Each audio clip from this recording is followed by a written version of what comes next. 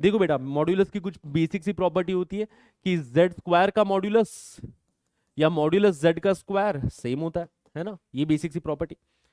दूसरी यहां पे भी मॉड्यूलस की प्रॉपर्टी कि यहां पे modulus of minus iota into modulus of z bar अपन लिख सकते हैं, ठीक है,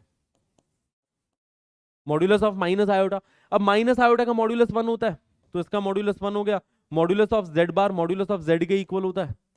तो मॉड्यूलस ऑफ जेड स्क्वायर बराबर मॉड्यूलस ऑफ जेड, तो मॉड्यूलस ऑफ जेड की दो वैल्यू आएगी 0 या फिर 1, है ना, मॉड्यूलस जेड दोनों साइड काटो, राइट हैंड साइड में 1 बचेगा, तो मॉड्यूलस ऑफ जेड की वैल्यू 1 आ गई,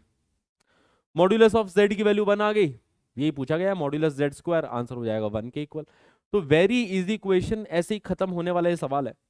एक्स प्लस आयोटा वाई मत पुट कर देना, ऐसा नहीं कि तुम x plus iota y put करके कर रहे हो, इतनी मेहनत नहीं करना है इस सवाल में। डायरेक्टली ये है कि भैया इस वाले पार्ट को राइट हैंड साइड भेजो, दोनों साइड मॉड्यूलस ले लो, सवाल खत्म है, ठीक है, ये काम हमें करना है इस सवाल में। तो बिल्कुल 30-40 सेकंड का ये पूरा सवाल है ना। पॉइंट ए पैरेललोग्राम है ABCD भाई, पैरेललोग्राम दे रखा है ABCD, जहां पे पॉइंट ए के कोऑर्डिनेट दे रखे हैं 2,3,5 एंड पॉइंट सी के कोऑर्डिनेट दे रखे हैं -3,4, -2, और BD दे रखा है ना, डायगोनल BD दे रखा है which is i cap plus 2j cap plus 3k cap,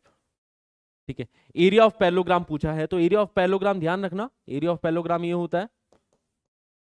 कि half times modulus of D1 vector cross D2 vector. अगर डायगोनल्स पता है ना